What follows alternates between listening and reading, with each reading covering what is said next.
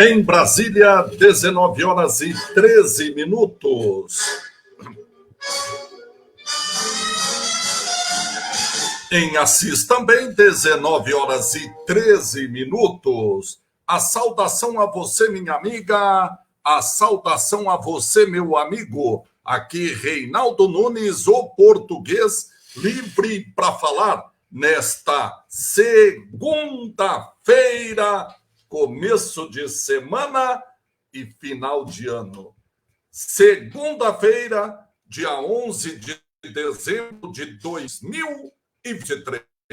O tempo passa, torcida brasileira. Já são 344 dias do ano de 2023. Faltando 21 dias apenas, 3 semanas para 2024. E 2 semanas para o Natal. mais uma segunda e a outra segunda Natal. Hoje, completando 300 dias e 300 noites na ocupação das terras prometidas para ser o residencial Aprumar.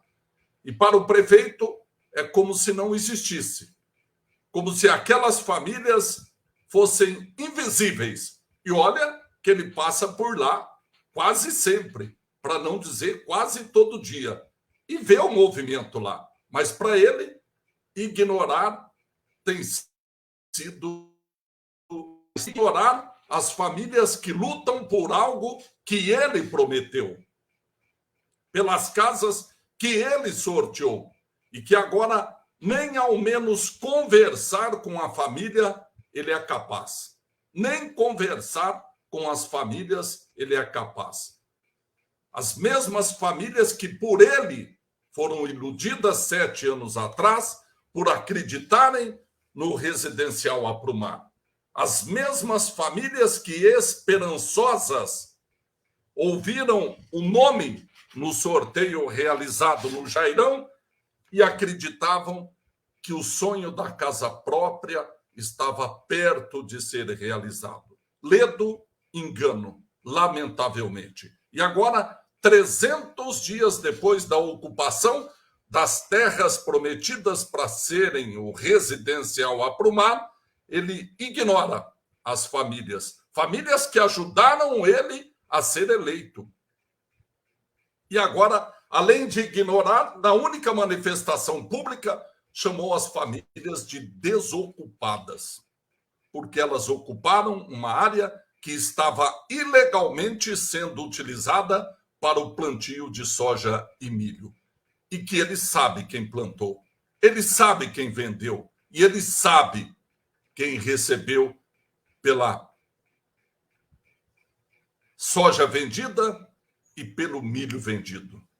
E as famílias lá estão para reivindicar o que é direito delas e o que é dever da Aprumar e do prefeito, que à época era presidente da Aprumar. Completando hoje, portanto, 300 dias. E na contagem regressiva, faltando 386 dias para acabar o mandato dos atuais prefeitos e dos atuais vereadores. 386 dias para acabar o mandato dos atuais prefeitos e dos atuais vereadores. Ou 55 semanas, como queira, ou 13 salários, que é o mais fácil do político entender. 13 subsídios, 13 salários para acabar o mandato. Amanhã, terça-feira, é dia de feira livre na Praça da Mocidade, a partir das 6 horas da manhã. Às 4 da tarde, tem a Feira da Lua e amanhã a atração vai ser a cantora Kátia Vieira. E amanhã à noite também tem feira livre no bairro Inocope. São os locais de feira amanhã em Assis. Praça da Mocidade, 6 horas da manhã. Feira da Lua, a partir das 4 da tarde, próximo ao Mercadão. E também, a partir das 5 da tarde, no Inocope, tem feira livre. São, então, as feiras programadas para amanhã, terça-feira, em Assis. Hoje, dia 11 de dezembro, comemora-se o Dia Nacional das APAES, Dia do Engenheiro, e também internacionalmente comemora-se o Dia Nacional do Tango e o Dia Internacional das Montanhas. São as comemorações nesta data, 11 de dezembro. Mas a comemoração maior hoje fica por conta dos funcionários da Malta. Na quinta-feira, que nós fizemos a última transmissão, aliás, deixa eu justificar mais uma vez, porque na sexta-feira, e é uma justificativa completamente compreensível. Na sexta-feira, por volta de 19 horas, eu recebi uma mensagem e entrei em contato com o gabinete do ministro Alexandre Padilha, ministro das Relações Institucionais. E foi solicitado que nós entrássemos em contato com a Secretaria da Saúde para ver qual a necessidade e a destinação de uma emenda de até R$200 mil. Emenda do deputado federal Alexandre Padilha, que é o ministro das Relações Institucionais. E nós entramos em contato com a Secretaria Municipal da Saúde e chegamos à conclusão de que uma boa destinação para esses R$200 mil seria o ambulatório de especialidades ali próximo ao mercado modelo, que sempre tem necessidades. Então, entramos em acordo e na sexta-feira mesmo, isso demorou um pouco, porque tivemos que acessar o cadastro, fazer... toda uma questão burocrática que implica um pouco de tempo. Mas, felizmente, tivemos tempo e conseguimos cadastrar, então, essa emenda para a CIS de R$200 mil, dinheiro esse que deverá ser aplicado no centro de especialidades ali ao lado do mercado modelo. Portanto, plenamente justificável o atraso e não deu tempo sequer de, nos minutos finais, fazer a transmissão por conta dessa correria na sexta-feira para conseguir essa destinação de R$200 mil para a saúde em Assis. E toda vez que isso acontece, eu fico extremamente feliz, extremamente satisfeito. Aí muita gente fala, português, mas eles nem dão gratidão por isso.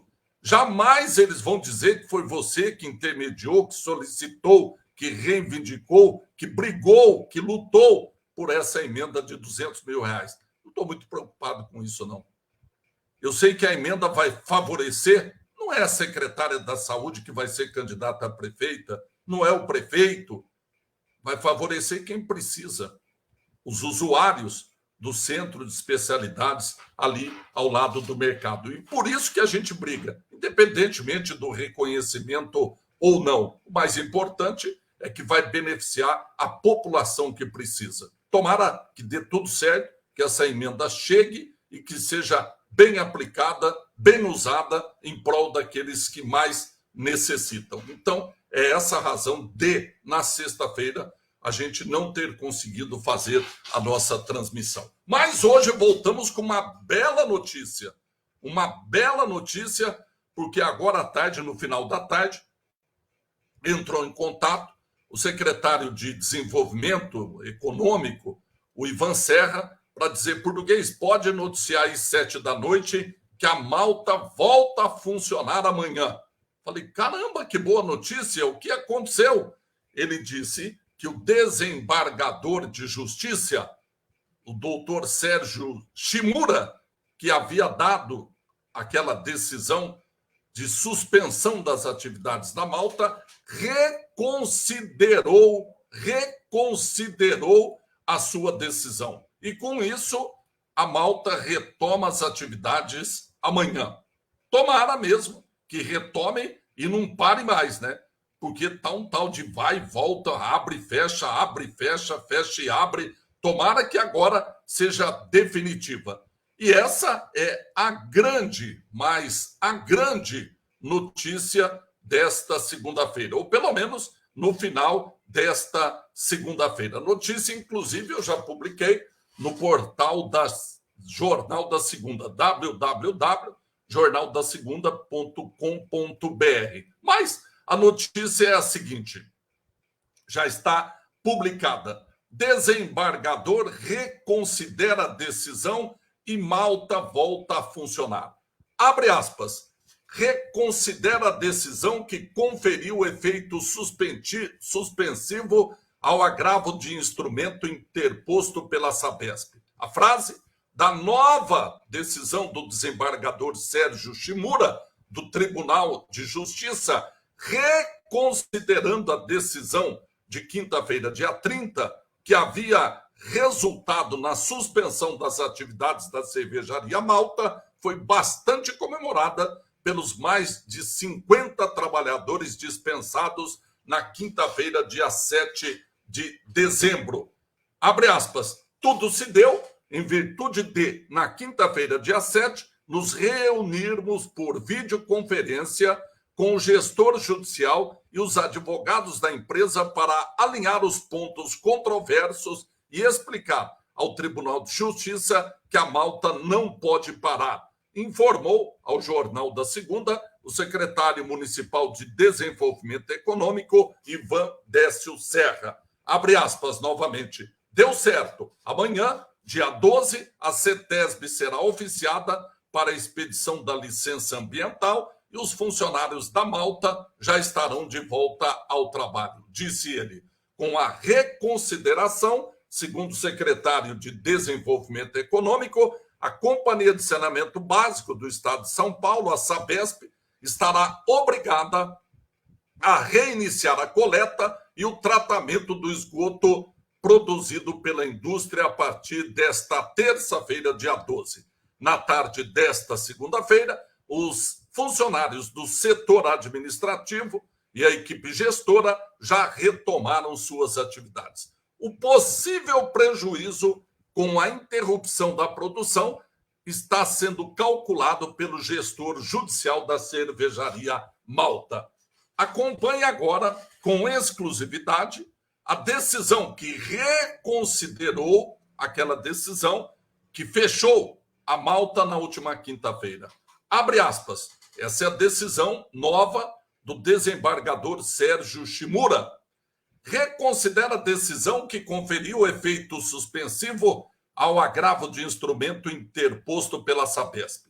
Com efeito, são razoáveis os argumentos deduzidos pela gestora judicial no sentido de que, ao ser nomeada para garantir a continuidade das atividades da empresa falida, nada tem a ver com os antigos sócios e administradores da cervejaria Malta Limitada e que vem trabalhando para o cumprimento de todas as pendências administrativas, legais e fiscais, especialmente aquelas relacionadas à Sabesp e à CETESB. São pertinentes também as informações de que a Sabesp prestou serviços à Malta por aproximadamente 67 anos, mas apenas em 2017 encaminhou ofício à empresa contendo as diretrizes das normas que deveriam ser atendidas em consideração ao decreto estadual 8468 de 76, em especial o artigo 19A e seus parágrafos, além dos artigos 19B, 19C, 19D, 19E e 19F, sendo certo que até então não existia qualquer necessidade de regularização relacionada às normas para o fornecimento pela Sabesp. Ainda, ao que consta, em 16 de setembro de 2022, a Sabesp concedeu à cervejaria Malta a carta de anuência que autorizava o recebimento dos esgotos gerados com a limitação de carga orgânica, que deveria ser de DQO máxima de 1.710 miligramas 0,2 litro e SST máxima de 300 miligramas litro e volume lançado de esgotos diariamente, ficando limitado a 500 metros cúbicos ao dia. Outro ponto a ensejar, maior digressão, refere-se à alegação da gestora judicial de que a carta de anuência só foi revogada em maio de 2023, às vésperas da convolução da recuperação judicial em falência, quando a empresa deixou de realizar os pagamentos mensais relacionados à dívida com a companhia. Daí, então, em julho de 2023, o ato da Sabesp de suspender o fornecimento dos serviços, sem, contudo, prestar informações acerca de novos requisitos que deveriam ser atendidos pela cervejaria Malta. E no tocante aos riscos ambientais, a gestora judicial argumenta que a questão diz mais com aspectos financeiros do que ambientais. Mas, seja como for, informa que as atividades hoje desenvolvidas estão reduzidas a aproximadamente 10% da sua capacidade total de produção. Diante desses esclarecimentos, aos quais este relator não tinha acesso, somado ao risco de comprometimento da retomada gradual das atividades da empresa falida, reconsidero a decisão no sentido de afastar a suspensão conferida ao agravo de instrumento. No mais, colha-se a manifestação da administradora judicial, bem como da gestora judicial, após ao Ministério Público, assinado pelo desembargador e relator Sérgio Shimura. Portanto, ótima notícia. É a ótima notícia desta segunda-feira, a retomada de atividades da Malta a partir de amanhã. E a gente espera que realmente isso aconteça e não volte mais atrás. Ou seja, que seja uma decisão definitiva. Tá aí? Boa notícia, não é? Para começar a segunda, para começar a semana, notícia melhor não poderia haver.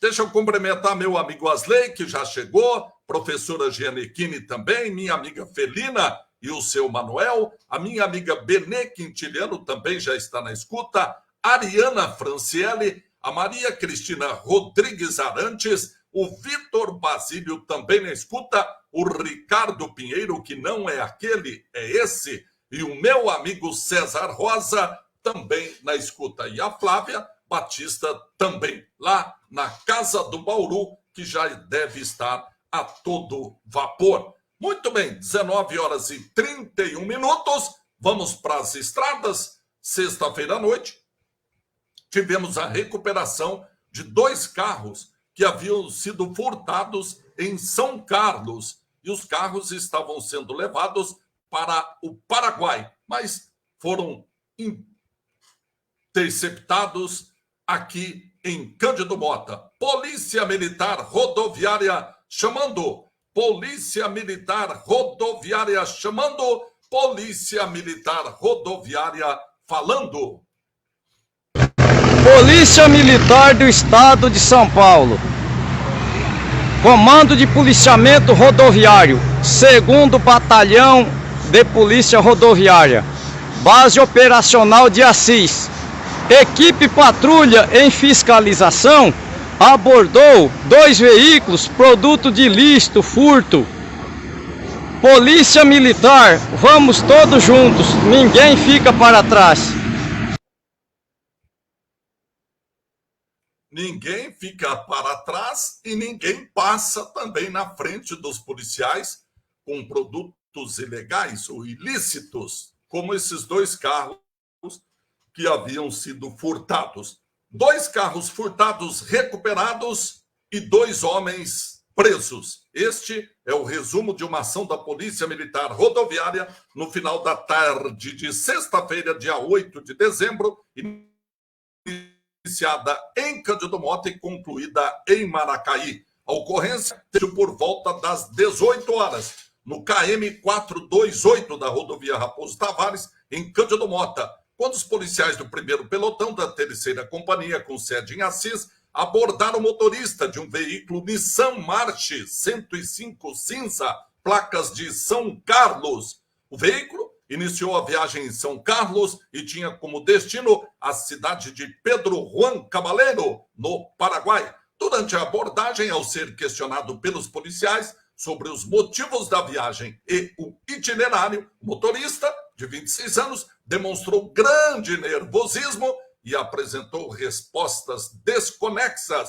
Diante da suspeita, teve início uma vista judicial e foi realizada consulta sobre a procedência do veículo, sendo constatado que o carro havia sido furtado em São Carlos. Preso em flagrante pelo crime de receptação, o motorista, além de confessar o crime e que receberia R$1.000 para transportar o veículo até o Paraguai, ele denunciou um outro parceiro que estaria viajando na mesma estrada com outro veículo furtado. Com informações sobre a marca do outro carro, um Renault Logan preto, placas de Cosmópolis, que também teria saído de São Carlos com destino ao Paraguai, a Polícia Militar Rodoviária, minutos depois, abordou o veículo na mesma SP-270, no quilômetro 461, em Maracaí. O motorista, de 24 anos, também foi detido e confirmou que havia furtado, junto com um amigo preso momentos antes, os 2 veículos, que eles pretendiam levar até Ponta Porã, no Mato Grosso do Sul, onde seriam vendidos. Os 2 motoristas foram presos em flagrante e encaminhados à Central de Polícia Judiciária em Assis, onde a ocorrência foi registrada. Os 2 veículos furtados foram apreendidos e permanecem à disposição dos proprietários, que já foram informados e orientados a comparecer a Assis. Portanto, boa notícia: 2 carros furtados que seriam levados para Ponta Porã e de lá para o Paraguai foram recuperados e os 2 motoristas presos, inicialmente por receptação, mas segundo um dos motoristas, também tiveram participação no furto. Isso tudo será decidido pela Justiça. Boa noite, Cida Faustino. Boa noite, minha amiga Angélica. Das estradas, vamos até Paulo César Tito, o Paulo Cuca, que termina o ano, assim como os servidores municipais, bravo com a administração municipal. E o Paulo explica por quê. Fala, Paulo! Bem, bom dia. Começando mais uma semana aí. E as coisas, como todos os anos, né? Aí na seleção dos eventuais aí, no pagamento de 13º, no pagamento dos direitos dos servidores da educação, continua como anos anteriores, sempre enrolado, né? Aqui para se apresentar os documentos aí da seleção aí dos eventuais, quando eles conseguem, por falta de dinheiro, porque os professores não têm dinheiro, eles conseguem a isenção, aí eles têm que pagar R$ 37,50 para o SEDEC para encaminhar os documentos para a Secretaria da Educação. Acho que é lamentável isso, dar uma situação dessa. Nós estamos dentro de Assis, né? Então nós pediríamos aí, dentro da possibilidade aí, dos vereadores, né, que são sempre assíduos e atenciosos com a educação, para que monte uma comissão e vão até a secretaria para saber o que pode resolver aí de toda a situação, questão salarial, essa questão da seleção, certo? Que eles não podem ficar vendidos sem saber as coisas que acontecem, porque não existe uma atenção, ou se não demonstraram até agora a Secretaria de Educação com relação a essa categoria aí que já passou o ano inteiro só levando fumo da Secretaria, do Poder Público, e agora de presente de final de ano continua a mesma situação, mesmas instabilidades e mesmas dúvidas para o que fazer. Então nós aguardamos aí que nós temos bastante vereadores preocupados com a educação, que eles se dirijam aí uma comissão para saber o que é. O que é que o prefeito quer? O que é que a secretária quer? Já não chega? Portanto, tá aí. O Paulo termina o ano bravo. E eu vou contar uma coisa, hein? Tá para surgir algum prefeito, algum secretário, secretária da educação para resolver esse problema de professor eventual. Há muito tempo, mas há muito tempo, toda prova de professor eventual ou os critérios para prestar a prova tem reclamação. Mas isso há mais de 40 anos, pelo menos que eu acompanho, né? Pelo menos uns 40 anos que eu vejo reclamação de professor que vai prestar a prova eventual e os critérios para prestar essa prova eventual. E, mais uma vez, tem reclamação, que o Paulo acabou de dizer. Norma Moreira, boa noite, seja bem-vinda.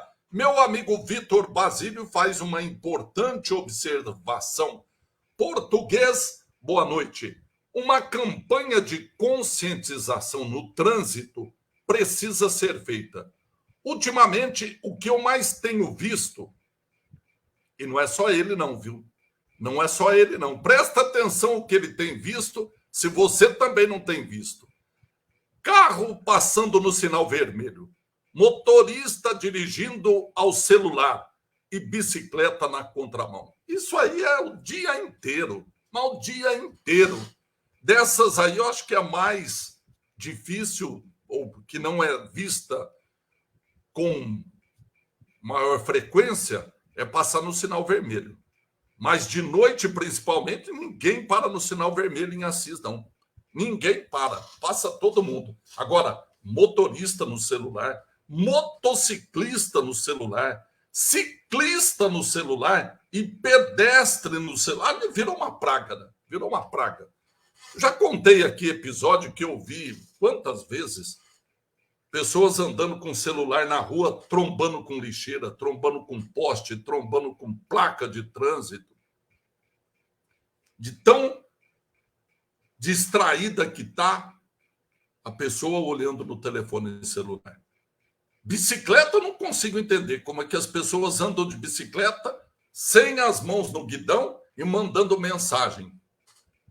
Na moto, então, é mais incrível ainda, mais absurdo. Mas quantas vezes já vi? E no carro, então, nem se fala, né? No carro nem se fala. Parece que é normal falar no celular dirigindo carro. Isso é. E aí ele pergunta, onde está o departamento de trânsito? Será que só fazendo o serviço interno? Eu acrescentaria, ou só multando? Mas multando o carro estacionado fora do lugar, ou na zona azul, sem o cartão. Boa, boa. Bom questionamento trazido pelo Vitor Basílio. Bom questionamento. Vamos até o professor Azevedo para saber qual é a dica do dia. A oficina da arquitetura já está presente com a nossa amiga Ercília. Vamos ouvir o comentário, a orientação do dia do professor Azevedo. Momento Saber Direito. De agora, Momento Saber Direito, com o professor Azevedo.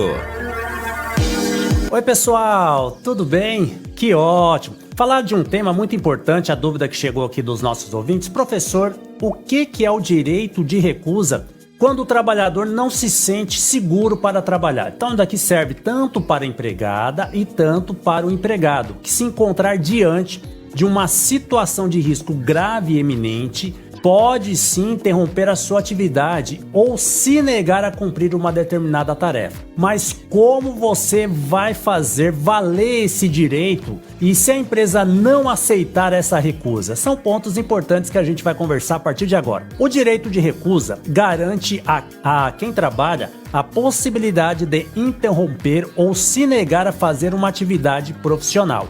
Esse direito, porém, só pode ser usado em algumas situações preventivas nos normativos trabalhistas. E aí eu vou falar para você, ouvinte aqui do programa. Primeiro, quando a realização da tarefa ou as condições de trabalho implicarem riscos graves e eminentes para a própria segurança e saúde do trabalhador. Quando a realização da tarefa ou as condições de trabalho implicarem riscos graves e eminentes para a segurança e saúde de outras pessoas também.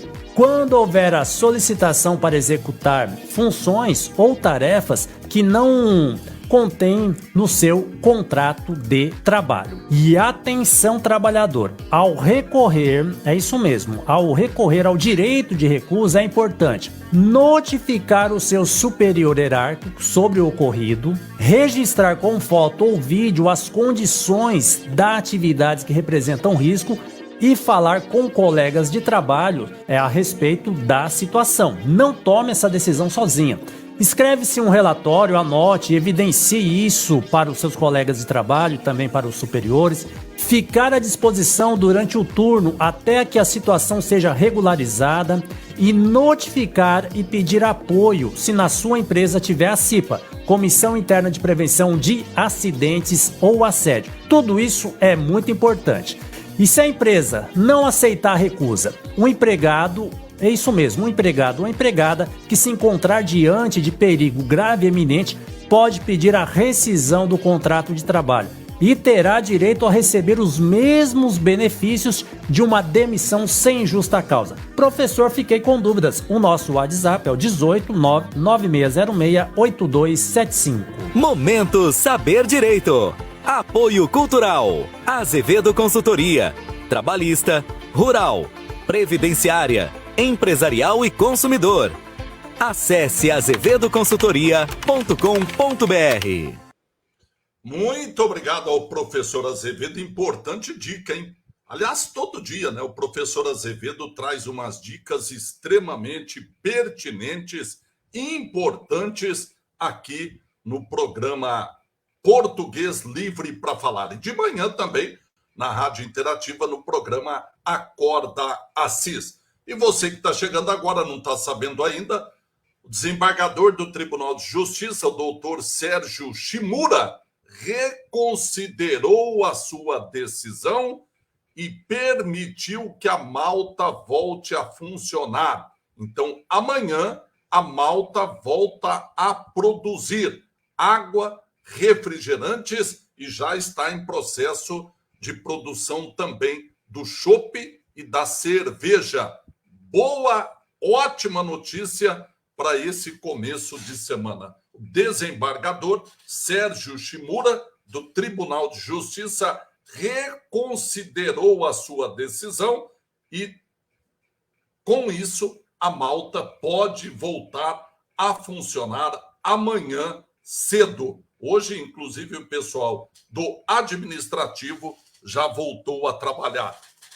As atividades haviam sido suspensas na quinta-feira por decisão judicial. E agora, com essa reconsideração, a Malta pode voltar a funcionar a partir de amanhã. Tomara que agora seja definitivo e que a empresa possa se reerguer e voltar, além de produzir, empregar.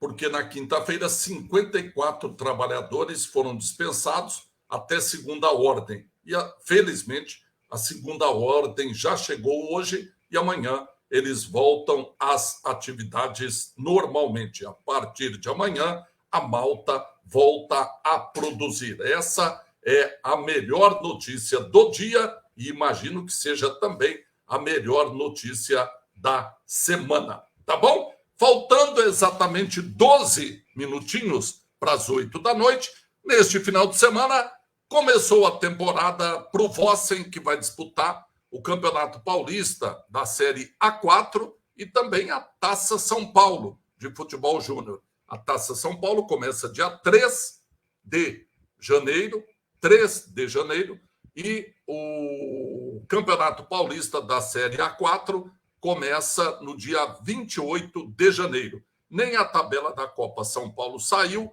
e muito menos do Campeonato Paulista da Série A4. Mas no sábado pela manhã, eu estive lá no Municipal Marcelino de Souza, onde aconteceu o primeiro teste da equipe que vai disputar a Série A4 contra o time que vai disputar a Copa São Paulo de Futebol Júnior. E foi um jogo teste, jogo treino pegado, hein?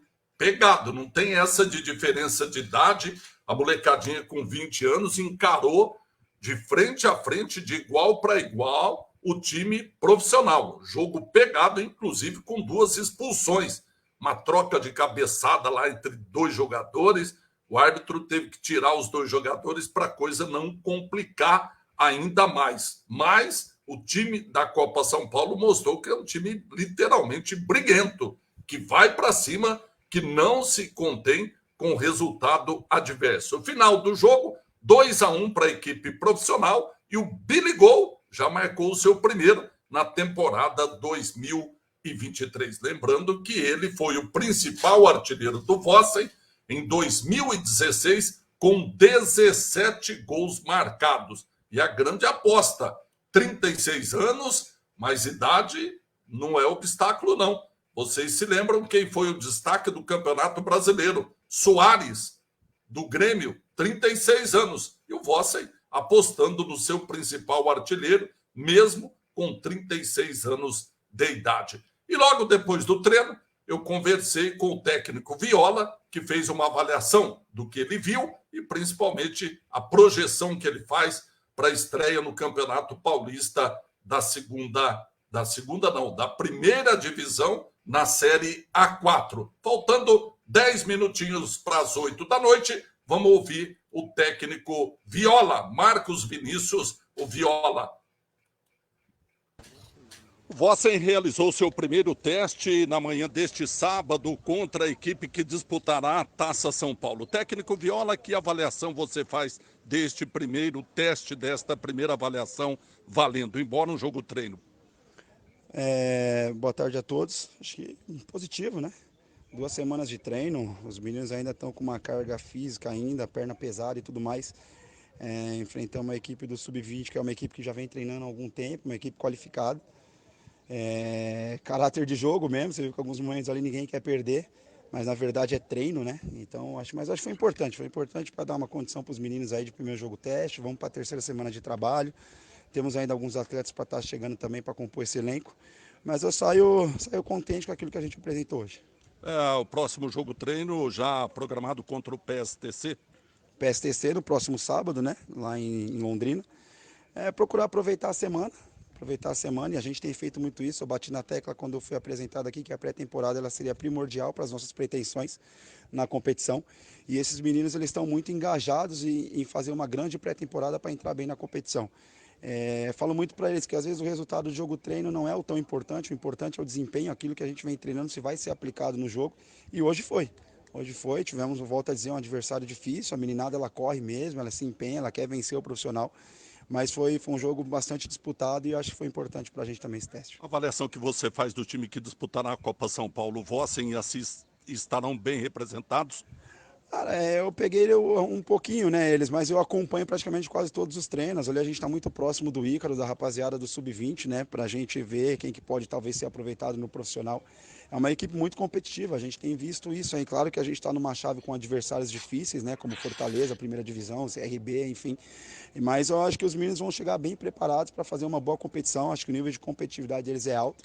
É claro, tem todo um fator que envolve estreia de Copa São Paulo, torcedoras, esses meninos ainda não estão tão preparados para isso, mas eu acredito que dá para a gente fazer uma boa competição, sim. A expectativa é que essa semana saia a tabela dos jogos da A4? Sim, acho que a semana deve sair, a gente está nessa expectativa aí, mas independente da própria tabela, é a gente continuar focado no nosso, de saber onde é que a gente vai estrear, se vai estrear em Assis, se vai estrear fora.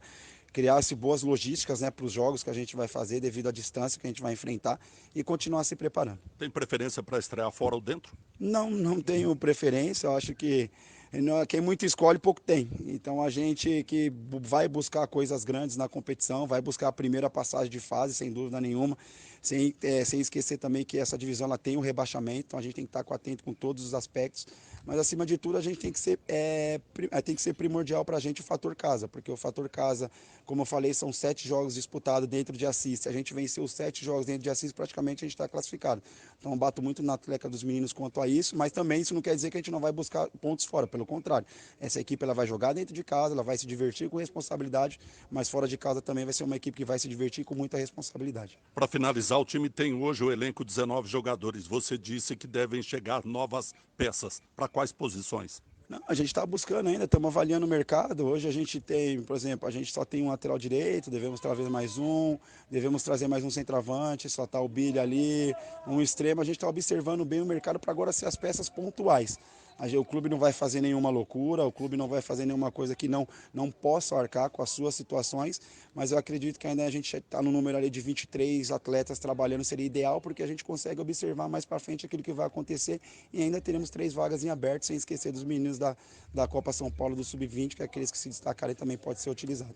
Técnico Viola do Vossen fazendo uma avaliação do primeiro jogo treino, na verdade um teste contra a equipe Sub-20. Teste realizado na manhã de sábado no estádio Marcelino de Souza. Placar 2-1 para a equipe principal. Repórter Reinaldo Nunes. Muito bem, tá aí todos os detalhes com o técnico Viola da equipe profissional que saiu satisfeito. Foi o primeiro teste. O time tem treinado muito fisicamente e agora vai começar a se soltar. É o linguajar esportivo, né? Vai começar a se soltar com mais trabalho com bola, com mais trabalho técnico, com mais trabalho tático. E no próximo sábado está programado mais um teste, o segundo, contra o PSTC em Londrina, no sábado pela manhã. E como disse o treinador, A equipe mariana tem 19 jogadores, deve trazer essa semana ou nos próximos dias mais 3 reforços. O time estreia dia 28 de janeiro, mas a tabela deve sair agora até a sexta-feira dessa semana. Lembrando que o campeonato da divisão A4 tem rebaixamento e tem acesso também. Lembrando que o objetivo, claro, primeiro, passar de fase. Segundo, brigar pelo acesso à divisão A3. Final de teste, sábado, no Marcelino de Souza, 2-1 para a equipe profissional do Vossen contra a equipe júnior, que estreia na Copa São Paulo, em Assis, provavelmente no dia 3. No dia 2 tem o lançamento da Copa São Paulo em Assis, com evento programado lá na Associação Comercial Industrial de Assis. A tabela da Copa São Paulo também deve sair esta semana. São, então, as informações do esporte que você conferiu nesse trabalho que fizemos lá no Estádio Municipal Marcelino de Souza. E, para finalizar, aquela triste, mas necessária, última informação no Português Livre para Falar.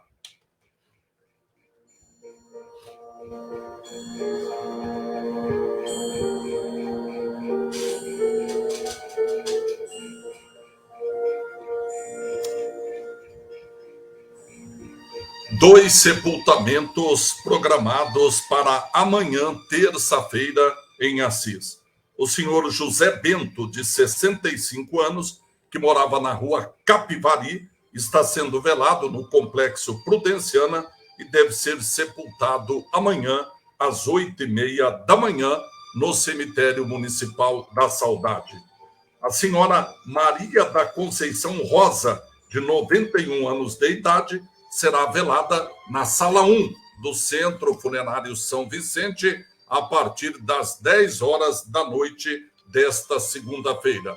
O sepultamento acontece amanhã, terça-feira, mas o horário ainda não foi definido.